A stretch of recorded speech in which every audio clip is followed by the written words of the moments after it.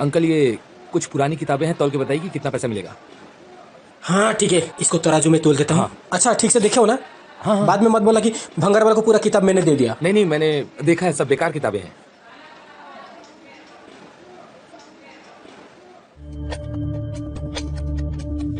ये किताब भी पढ़ते हो तुम हैं? ये कौन सी किताब है?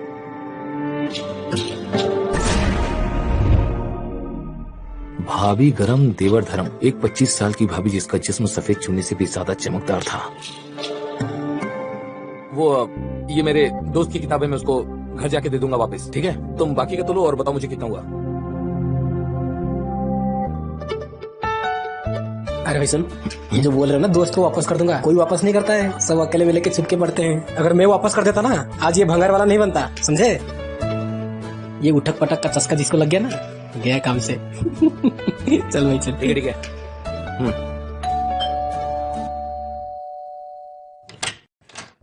हे भाभी। अरे देवर जी, सारी किताबें बेच दी ना आपने? हाँ, और सारी किताबें बेच के अपने पास आए हैं 200 रुपए। वाह, वेरी गुड। Thank you. भाभी गरम देवर धर्म। एक 25 साल की भाभी जिसका जिस्म सफेद चूने से भी ज्यादा चमकदार था। उसके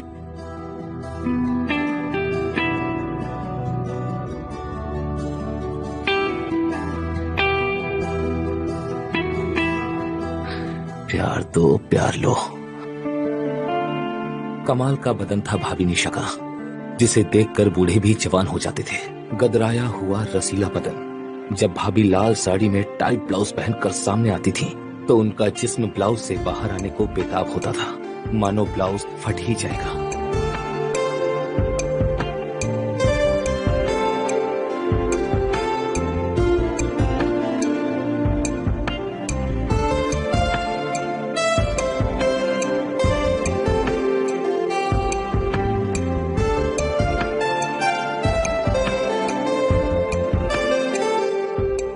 भाभी जब मटक मटक कर चलती थी तो हर एक इंसान की नजर उस पर टिक जाती थी।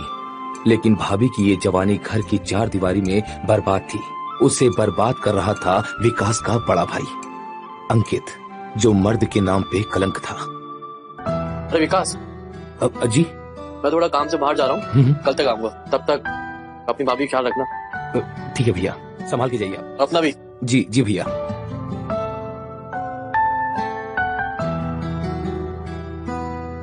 भाभी को भैया की जरूरत थी, लेकिन भैया का पपैया कभी कभार ही बसता था।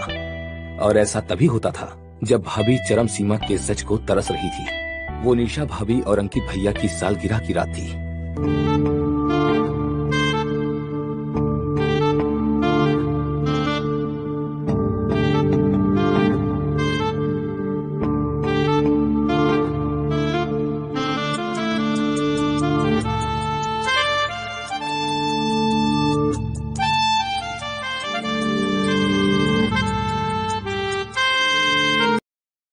वो ऐसे। ये क्या? अरे ये क्या कर रही हो? अरे लेकिन क्या रही हो, बताओ तो। अभी पता चल जाएगा। जब आंखें बननी तो पता क्या चलेगा?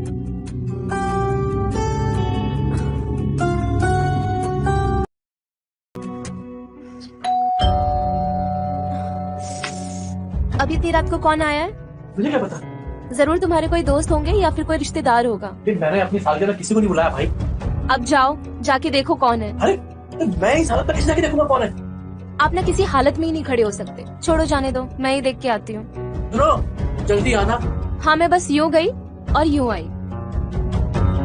भाभी गाउन में एकदम चांदनी जैसी लग रही थी। भाभी जितनी हसीन थी उसका देवर उतना ही हैंडसम, बिल्कुल मेरी तरह।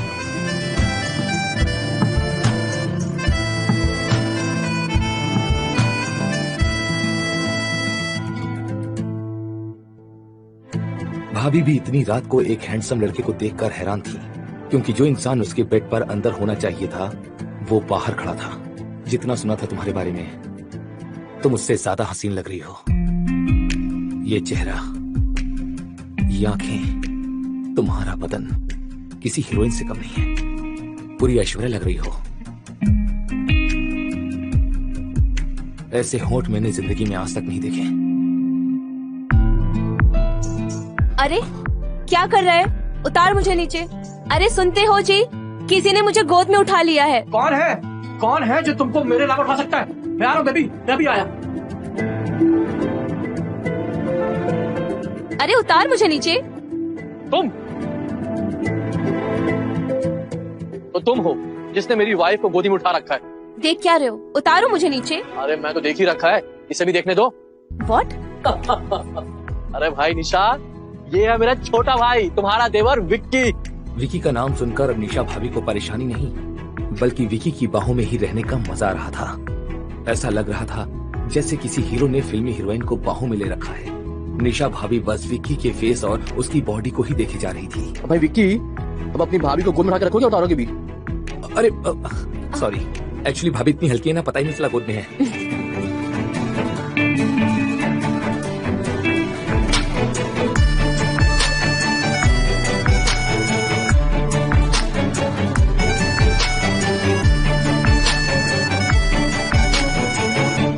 तो बता भाई विक्की, कैसी है तेरी भाभी?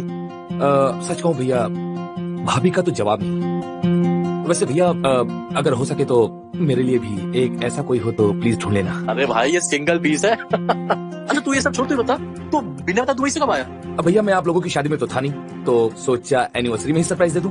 सच बताना कैसा लगा मेरा झटका? झटका तो आपने दे ही दिया। अंकित, बताया नहीं आपने कि आपका कोई इतना हैंडसम भाई भी है? क्या है ना, मैं गया पापा पे और ये गया मम्मी पे, इसलिए हैंडसम। कैसा लगा मेरा भाई? है ना एकदम हीरो जैसा। हीरो तो लगते हैं हमारे देवर जी। मेरी तो किस्मत ही खराब थी जो आपसे शादी हुई। पहले पता होता तो इन्हीं से शादी कर लेती। वैसे भैया भाभी भी मेरी तरह काफी नॉटी हैं। हाँ वो तो है। अच्छा तू छोड़, तू एक काम कर, तू अंदर जा रूम में आराम कर, कल सुबह बात करते, थक गया होगा। ठीक है, चलता हूँ भाभी। अंकित, वैसे आपने बताया नहीं कि आपका कोई भाई भी है? अरे भाई वो शादी के टाइम पे दुबई गया हुआ था पढ़ाई करने। खैर हमने जहाँ छोड़ा था वहां से शुरू करें।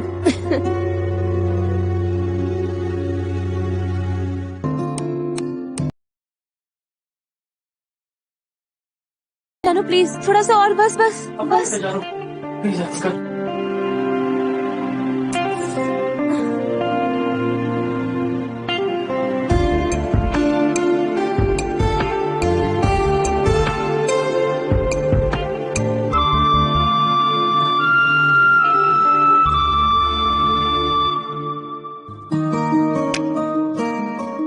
तो ये है मेरे देवर जी के फिटनेस का राज। सुबह सुबह योगा। हाँ भाभी, वैसे आपने भी काफी फिट रखा है अपने आप को। आप भी योगा करती हो? योगा?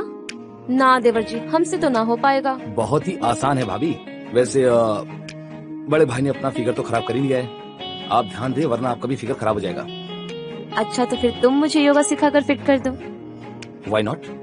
आइए मैं आपको 2-4 पोजें सिखा दूं। विकी निशा को योगा के पोज सिखाता है और उसका हाथ उसकी कमर पे अलग अलग जगह टच करता है। निशा को विकी का टच करना बहुत ही अच्छा लग रहा था।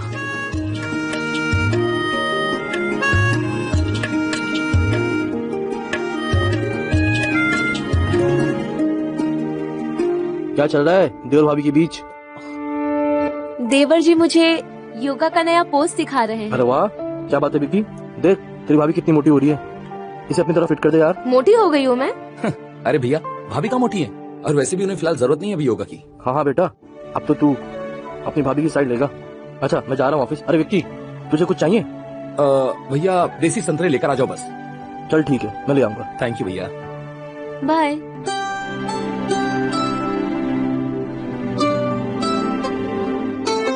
निशा और विक्की दोनों अकेले बैठे हुए हैं। विक्की संतरे छील छील कर खा रहा है।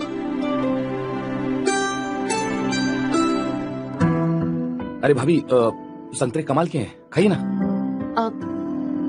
देवर जी मैं कैसे खा सकती हूँ संतरे?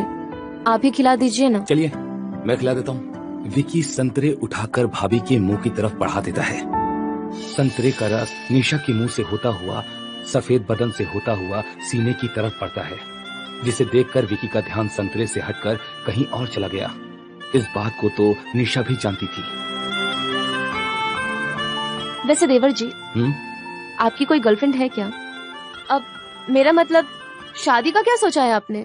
कॉम में एक प्रोफाइल बनाई है, बस वहां एक लड़की सेट हो जाए तो काम बन जाएगा। ठीक है भाभी, आप काम करिए, मेरा काम है वो कर लेता हूँ मैं। ठीक है, सी यू। अगर देवर जी किसी को सेट कर लेंगे तो मेरा क्या होगा? लगता है घरबसाओ.com में मुझे भी अपनी एक प्रोफाइल बनानी हो ताकि मैं भी इन्हें सेट कर लूं।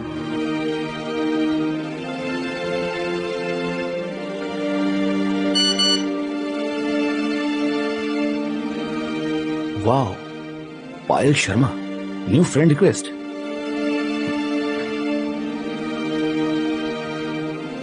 फोटोज तो बड़ी हॉट है यार, एक मैसेज करता हूँ। अरे वाह, रिप्लाई तो इतना जल्दी आ गया। लगता है ऑनलाइन है। हाय, मैंने आपकी प्रोफाइल देखी, आपकी फोटोज बहुत हॉट है। तुम भी काफी हैंडसम हो। आपने अपनी प्रोफाइल में चेहरा क्यों छुपाया है? आपकी ऐसी कोई फोटो नहीं है जहाँ पर आपका चेहरा दिख रहा हो? क्यों, जो चीज दिख रही है वो काफी नहीं है क्या? या फिर तुम्हें पसंद नहीं आया? नहीं, ऐसी कोई बात नहीं है। मेरा मतलब वो नहीं था। चलो बाकी बात रात को करती हूँ। जी बिल्कुल।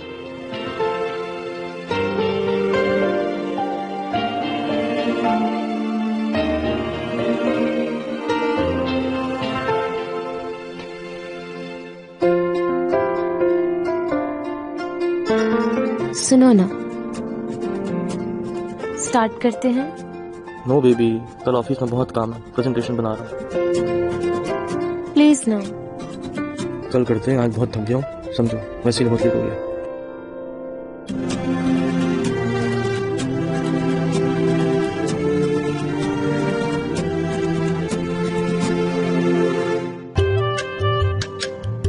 निशा के पास यही अच्छा मौका था अपनी प्यास बुझाने का। न जाने कितने युवा ऐसे ही तो इच्छाएं पूरी करते हैं।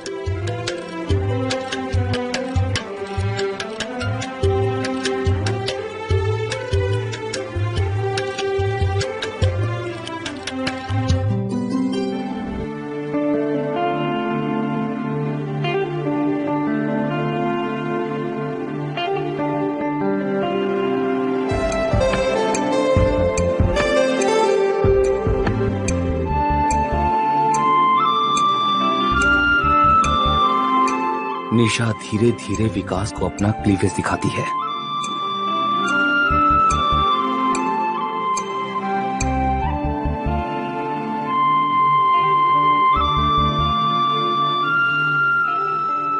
ये जो बोल रहे हो ना दोस्त को वापस कर दूंगा, कोई वापस नहीं करता है, सब अकेले में लेके छुपके पड़ते हैं।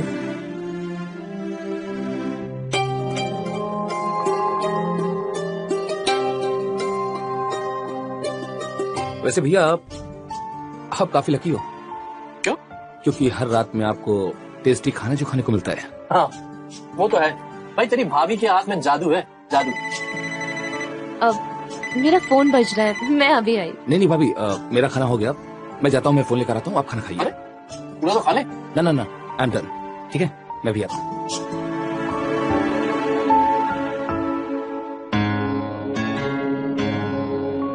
ये लीजिए भाभी। Thank you so much. Yo welcome. अच्छा भैया, मुझे कुछ काम है, मैं वो काम कर लेता हूँ। सी यू। बाय भाभी। बाय।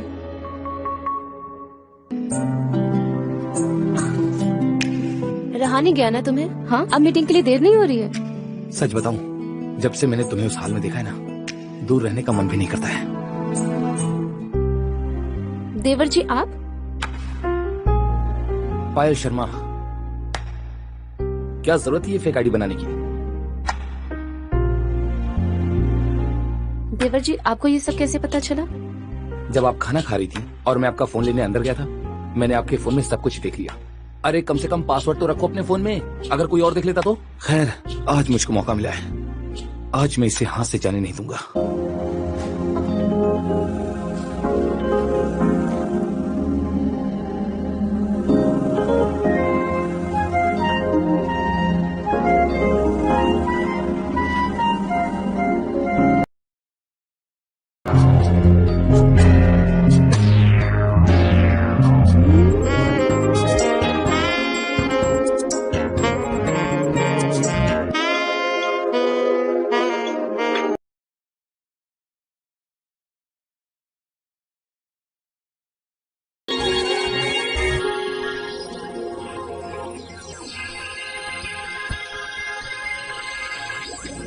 विकास, निशा, विकास,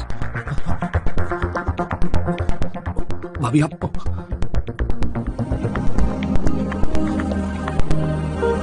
जी भाभी। ये क्या छुपा रहे हो तुम? नहीं, कुछ नहीं।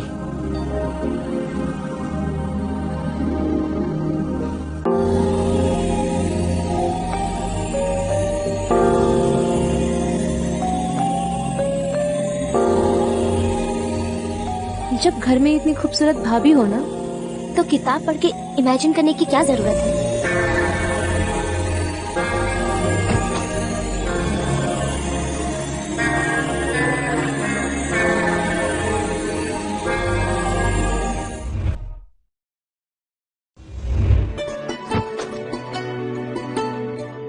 आजकल के बच्चे किताबें पढ़ते कम है, फेंकते ज्यादा है। देखे तो सही, ऐसी कौन सी बुक है जो आजकल के बच्चे पढ़ते नहीं है, फेंक देते हैं। उठा पटक,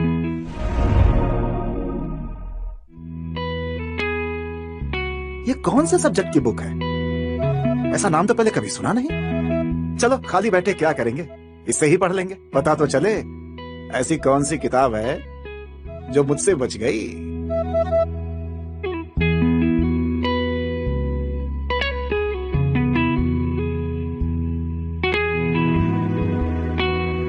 अजीत की उम्र 50 की हो गई थी। एक लड़का है अजय, जो शहर में रहता है। वाइफ को गुजरे हुए जमाना हो गया है। अब घर में सिर्फ एक जवान बहू है और एक जवान बुढ़ा अजीत है, जो अपनी प्यास बहू की जवानी से बुझाना चाहता है।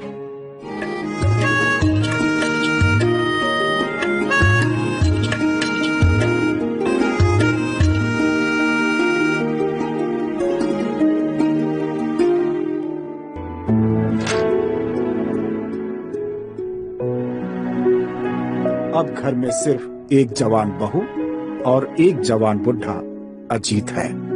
अरे बाबूजी, कहाँ चले गए थे आप? वो किचन का कुछ सामान चाहिए था ना, सोचा टहलाऊंगा और सामान भी ले आऊंगा।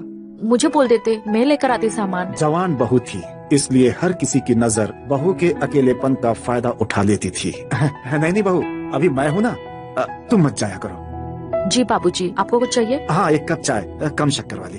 अभी बनाकर लाती हूँ, दीजिए मुझे, मैं लेकर जाती हूँ। जवान बहू थी।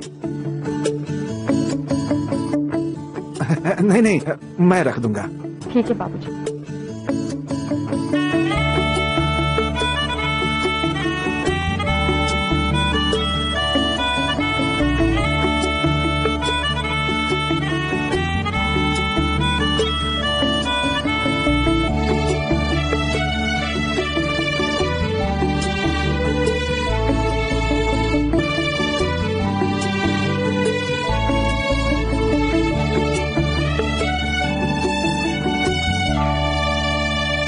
जिस्म की आग अच्छे अच्छों को जला देती है, ऐसी ही आग थी बहू चंदा के जिस्म में और अजीत के प्यार में। दोनों को एक दूसरे की जिस्म की चाहत थी, लेकिन समाज के डर से कोई पहल नहीं कर पा रहा था।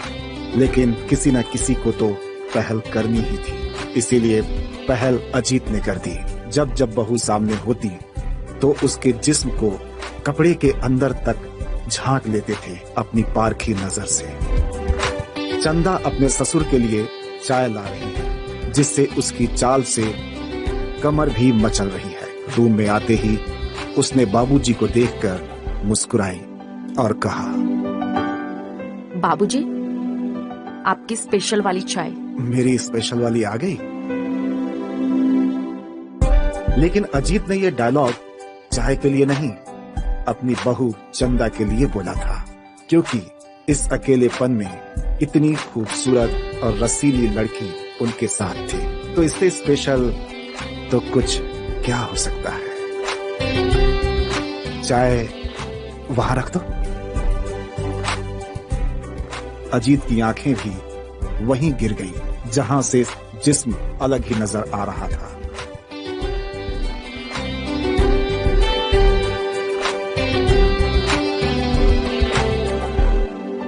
बाबूजी, कुछ चाहिए तो बता देना।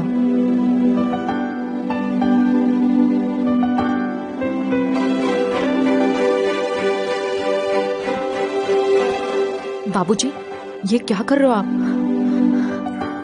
तुमने तो कहा था कुछ चाहिए होगा तो बता देना, वही बता रहा हूँ कि क्या चाहिए।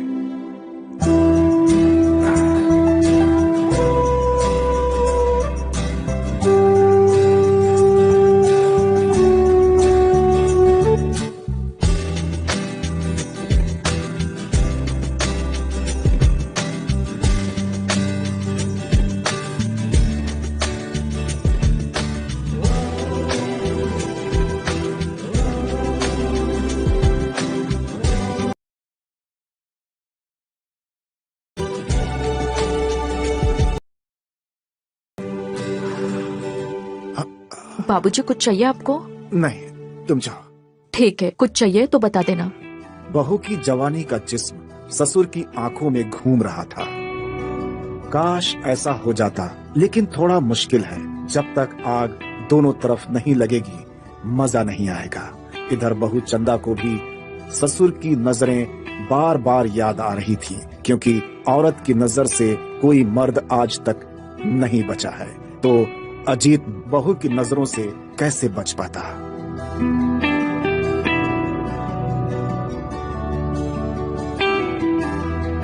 बात तो सही है, औरत की नजरों से कोई नहीं बच सकता।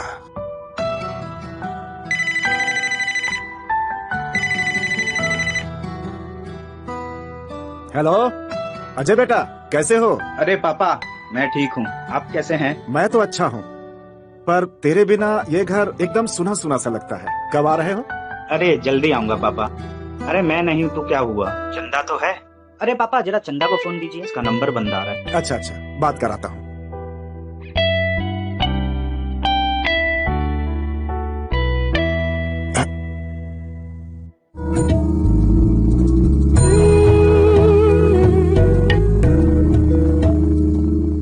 बहू का जवान जिस्म देखकर ससुर के होश उड़ रहे थे। बहू का कतराया हुआ बदन उसकी पत्नी की जवानी की याद दिलाता था, और याद दिलाता था कैसे वो अपनी पत्नी को कस के अपनी बाहों में जकड़ा करता था। मगर आज ससुर की बाहें अपनी बहू को जकड़ने के लिए बेताब थी। अरे ससुर जी, आप क्या कर रहे हो? ये तुम बहुत सुंदर, मुझसे अब नहीं रहा जाएगा। ससुर जी के स्पर्श से चंदा के बदन में आग भड़कने लगी।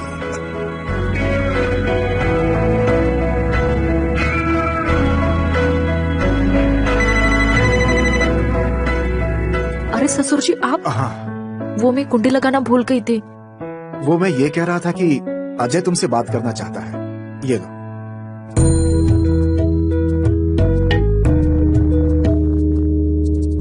कैसी हो मेरी जान? अरे मेरे मोबाइल पे कॉल कर लेते, क्यों ससुर जी को परेशान किया? अरे तुम्हारे नंबर पे ही किया था, लेकिन स्विच ऑफ बता रहे।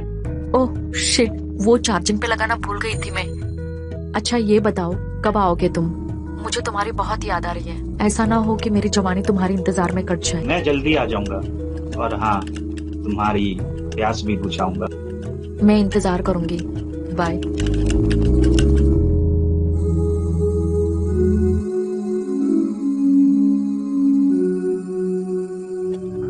बाबूजी, ये लीजिए आपकी दवाइयाँ।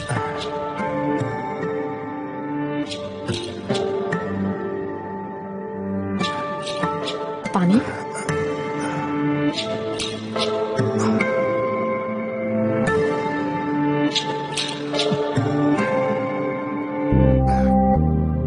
मैं जाऊँ ससुर जी? बहू, एक जी? बात कहूँ? कहिए ना।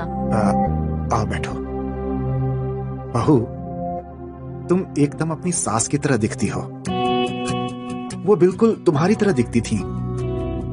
उसके बाल भी ऐसे ही थे, आंखें भी बिल्कुल ऐसी ही थी, और उसके होंठ भी। आपको उनकी बहुत याद आती होगी ना? सच कहूं, जब तुम मेरे पास होती हो ना, तो लगता है मेरी रूपा मेरे पास है। ससुर जी, अब मैं जाती हूँ। अरे रुको बहू, तुम्हें कुछ देना है। एक मिनट।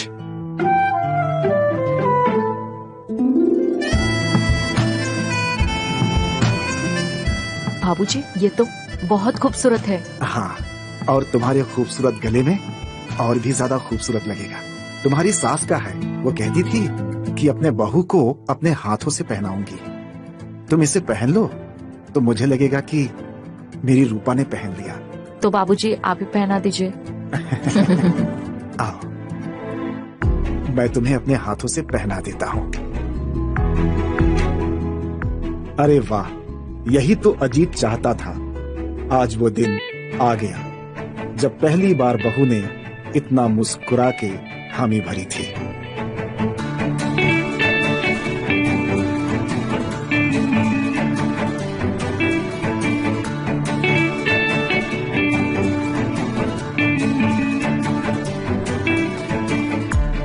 चंदा का जिस्म मोम की तरह कोमल था, जो शरीर की आग से धीरे धीरे पिघल रहा था। पति घर से दूर होने की वजह से चंदा अक्सर खुद ही खुद को शांत किया करती थी। मेरी कमर गई। बहू, क्या हुआ? ससुर जी, कमर गई। अब चलो उठो। आराम से आराम से आराम से।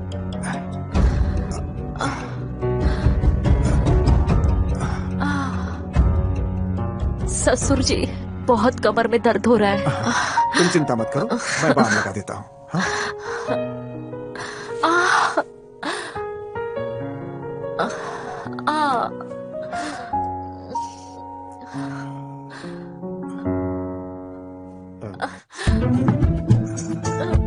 ससुर जी, जल्दी लगाओ ना, बहुत दर्द हो रहा है।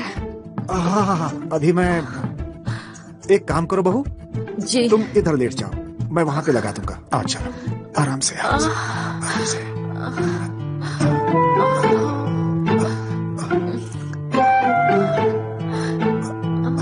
आराम से।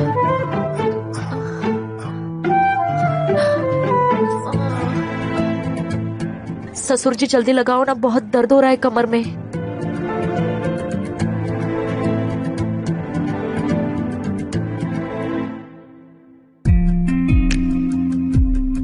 बहू की कमर मक्खन जैसी मुलायम थी। आग तो दोनों तरफ पहले से ही थी, मगर आज इस आग में पेट्रोल डल चुका था। आग दोनों तरफ पूरी तरह भड़क चुकी थी। बहू, एक बात कहूं, तुम तो अपनी सास की तरह एकदम कोमल हो, वो भी ऐसी ही मुलायम थी। ससुर जी, मुझे ना कुछ कुछ हो रहा है। ऐसा लग रहा है जैसे अजय मुझे छू रहा है। मुझे तो बहुत कुछ हो रहा है। अब क्यों ना हम अपने इस रिश्ते को भूल के अपनी जिस्म की आवाज सुने। लेकिन ससुर जी, ये कैसे हो सकता है? क्यों ना तुम आज अपनी सास बन जाओ और मैं तुम्हारे लिए अजय। हम दोनों अपनी जरूरतें पूरी कर सकते हैं। लेकिन ससुर जी। ससुर जी नहीं, अजीत कहो। रही बात अजय की और जमाने की, उन्हें कुछ पता नहीं चलेगा। यहाँ सिर्फ हम दोनों हैं, एक मैं और एक तुम।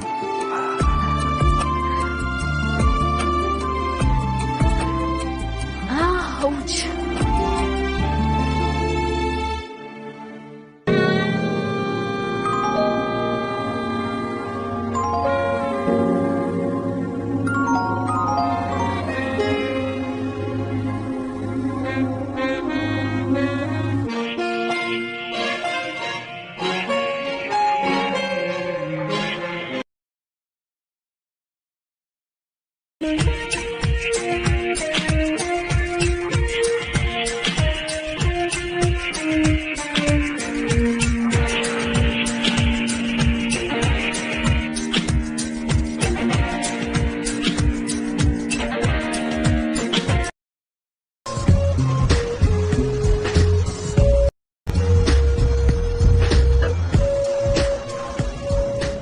बाबूजी, ये लीजिए आपकी चाय।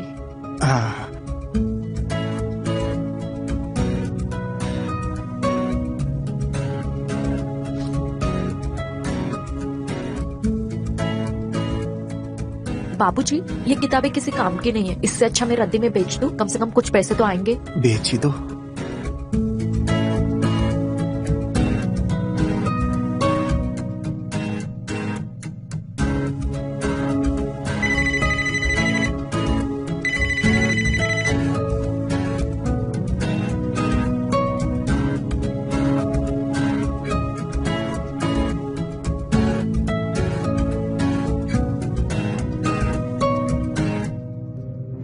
ये लीजिए भैया किताबें। लाओ लाओ, जितने भी है पुरानी किताब सब ले लो। क्या करोगे बड़े बड़े किताब सब? अभी मेरे पास यही थी, यही रखो तुम। इतनी ही है? ठीक है फिर।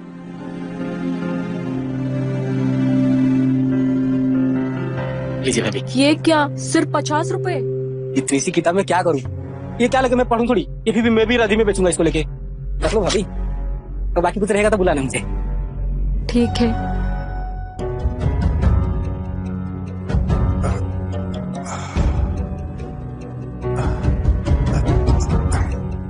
कहीं मेरी बुक रद्दी में तो नहीं बेच दी? बहू, वो किताबें रखी थी कहाँ गई? वो तो बाबूजी मैंने रद्दी में बेच दी। बेच दी? रद्दी में? हाँ बाबूजी, वो तो चला गया।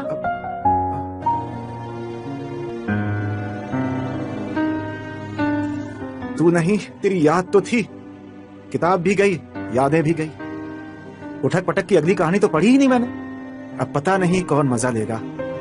बुढ़ापे में एक ही तो सहारा मिला था, वो भी चला गया। हाँ।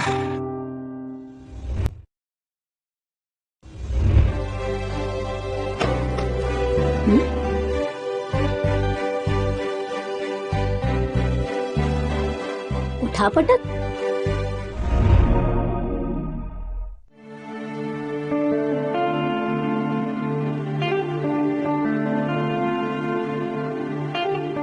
केले ले लो, राजू के केले 50 रुपया दर्जन।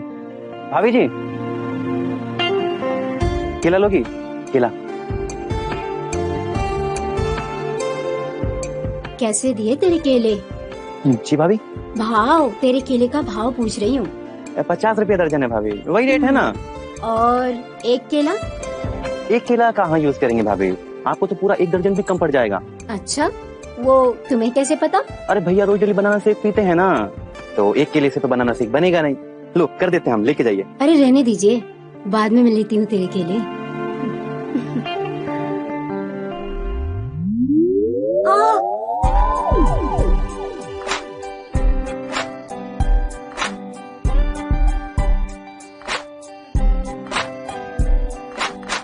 भाभी जी, केले के छिलके पड़े रहते हैं, थोड़ा संभल के जाया कीजिए।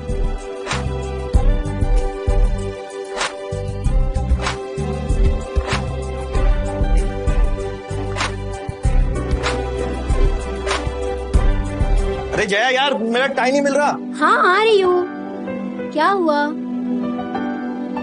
आज ऑफिस से छुट्टी ले लीजिए ना। इतने दिन हो गए हम लोगों ने साथ में मैच नहीं खेला। मेरी पिच आपके बैट बॉल के लिए कब से तरस रही है। जान, ये सब तुम क्या बोलती रहती हो? ऑफिस नहीं जाऊंगा तो पैसे कहाँ से आएंगे?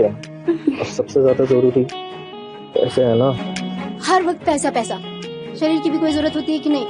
ले लीजिए ना। अच्छा, मुझे देर हो रही है, आज ऑफिस में ना बहुत जरूरी मीटिंग है, और ये सब तो हम बाद में भी कर सकते हैं। Thanks for the time.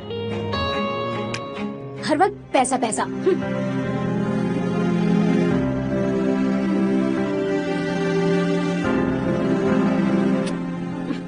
इसे भी अभी खराब होना था, पता नहीं क्या परेशानी है। हाँ।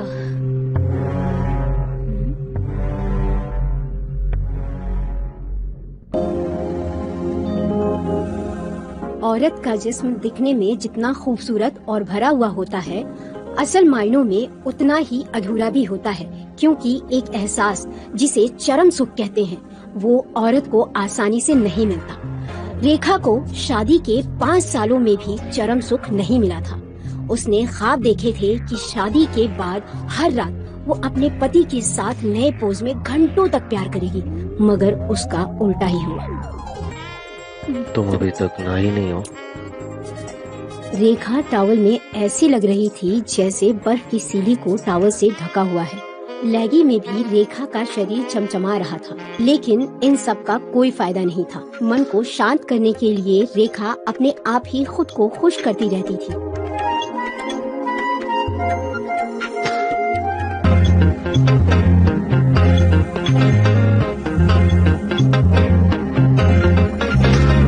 जो मजा बेड पे आता है वो कहीं नहीं आता। ये सब तो पुराना हो गया है। मेरी फ्रेंड का पति शावर में भी उसे नहीं छोड़ता।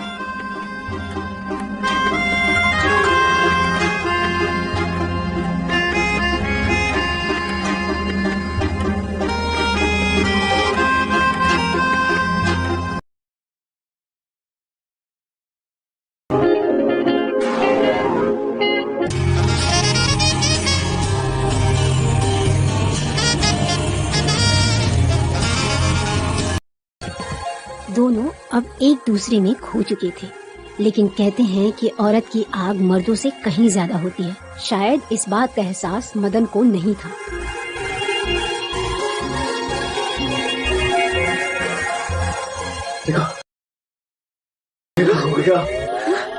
तुम हमेशा ऐसे करते हो, क्या हुआ तुम्हें?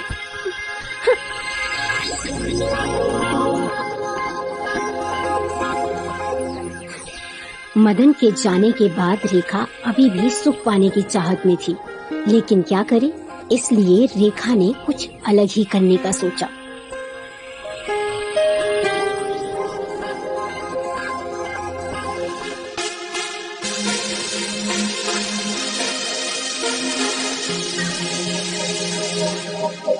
और ये रेखा पहली बार नहीं कर रही थी, ऐसा वो अक्सर किया करती थी, जब रात को मदन का बदन काम ना करे तब भी।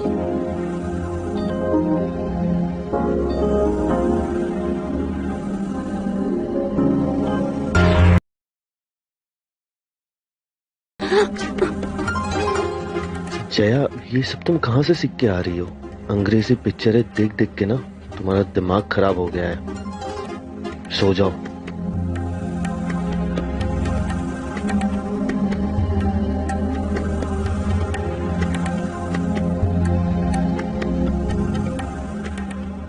रेखा की प्यास दिन प्रतिदिन बढ़ती जा रही थी।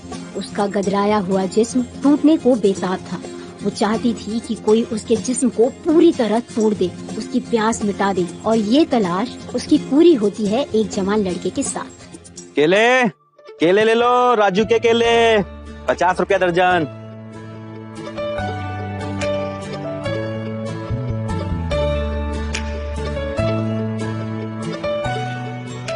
अरे भाभी, घूरती ही रहोगी या फिर कुछ लोगी भी?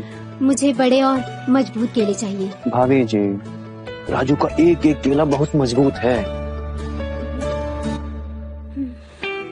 रेखा जिस केले की तलाश में थी, वो उसे केले वाले में नजर आ रहा था।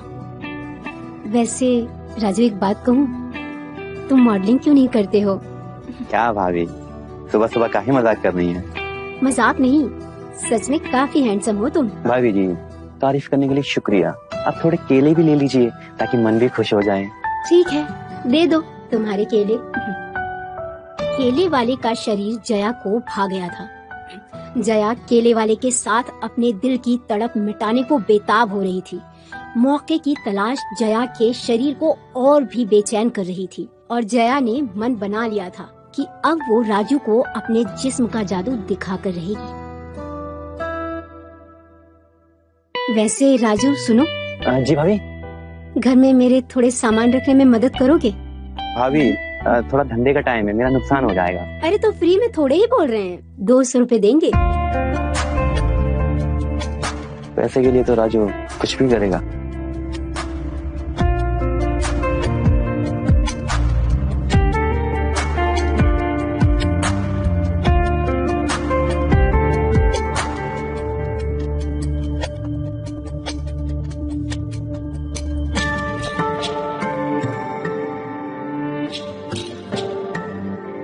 हाँ भाभी, क्या काम करना है? वो बुक दिख रही है तुम्हें? हाँ। मुझे वो बुक चाहिए। हम निकाल देते ना भाभी। अरे तुम रुको, तुम मुझे उठाओ, मैं ले लूंगी। हम निकाल देते ना भाभी। क्यों, मुझे उठा नहीं पाओगे क्या?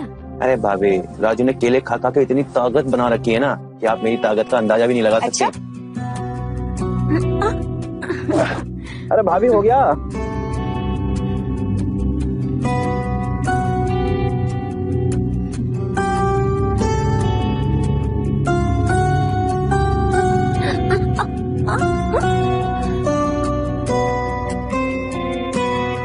राजू के हाथ रेखा की कमर को कसके पकड़े हुए थे और रेखा के अंदर की सोई हुई तितलियां उड़ने लगी थीं।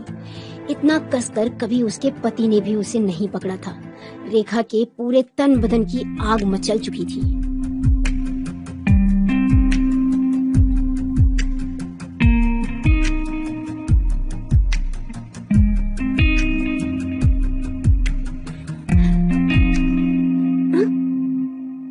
भाभी ये सब गलत है।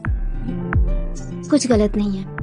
भाभी हमारा काम हो गया, हमको 200 रुपए तो हम चलते हैं। अरे रुको जरा, अभी तो बाथरूम का काम बाकी है, वो काम तो करके जाओ।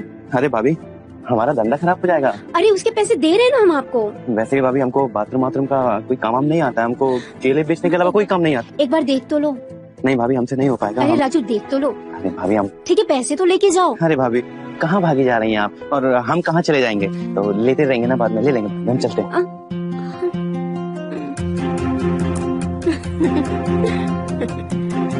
अरे भाभी आप केले चाहिए क्या? केले नहीं, केले वाला चाहिए। क्या मतलब? वैसे दिन भर आज कितनी कमाई की तुमने? हाँ कमाई हुई भाभी, काम बड़ा मद्दा चल रहा है। तो बात है 1 दर्जन केले बिके हैं बस। मेरे सामान रखने में मेरी घर में मदद करो ना। आज फिर से 200 रुपए दूंगी। ठीक है चलते हैं भाभी, चलिए। चलो।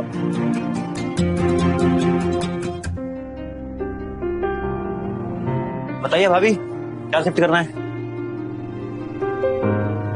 अरे काम बाद में करना।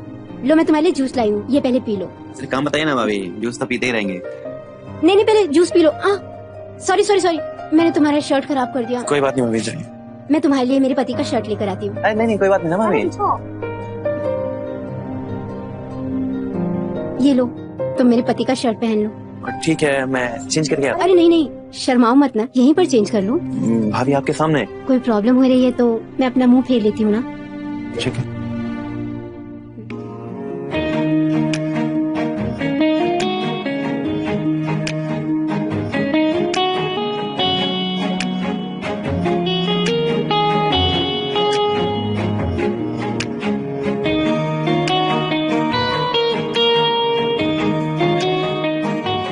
राजू का मजबूत शरीर अब रेखा की प्यास बढ़ा रहा था।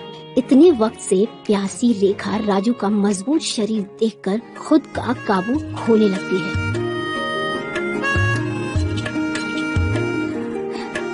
अरे भाभी ये क्या कर रही हैं आप? राजू, क्या मैं तुम्हें अच्छी नहीं लगती? क्या मैं खूबसूरत नहीं हूँ? भाभी ये सब ठीक नहीं है। क्या ठीक नहीं है? तुम दिन का कितना कमा लेते हो? 500 रुपए? मैं तुम्हें 2000 रुपए दूंगी राजू। हाँ 2000। मैं तुम्हें पैसे भी दूंगी और अपना जिस्म भी। बोलो, तुम्हें मंजूर है? भाभी अब सोचने का मौका ही कहाँ दिया है।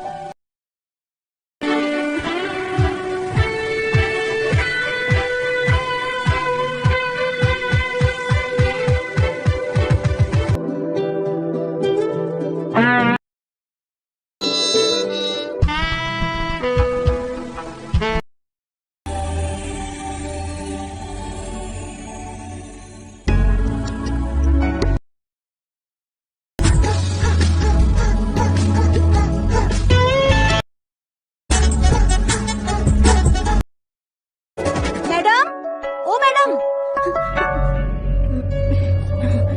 मैडम। क्या है पुष्पा, आज तू इतनी जल्दी कैसे आ गई?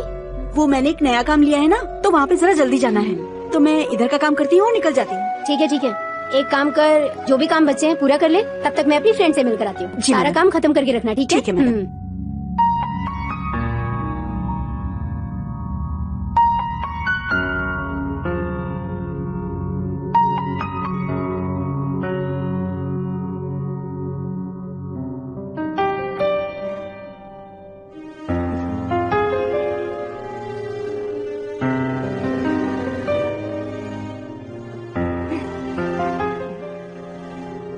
उठा पटक,